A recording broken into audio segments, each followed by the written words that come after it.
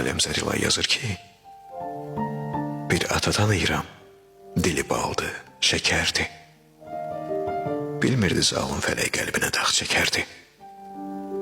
Bir ata tanıyıram, bulut kimi eyd olar. Övladdan söz düşəndə rəngi saralıb solar.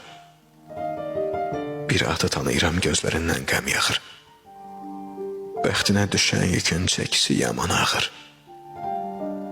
Bir ata tanıyıram, fəsillər tək dəyişib. Könlü toyda ambisatdan aralanıb gendişib. Bir ata tanıyıram, özü xoş gün görməyib. Pillə-pillə qurduğu evin asanı örməyib. Bir ata tanıyıram, sevdayı ki qəm dolu. Ona çox ağır gəlir sürdüyü ömür yolu. Bir ata tanıyıram, qəlbində çox yara var. Ümidləri puç olub, ona dünya olub dar. Bir ata tanıyıram, hərdən susar, danışmaz. Qürurlu olsa belə nankörlüklə barışmaz. Bir ata tanıyıram, talihi neçə kitab. Dilə gətirməsə də çəkir o zülüm, əzab.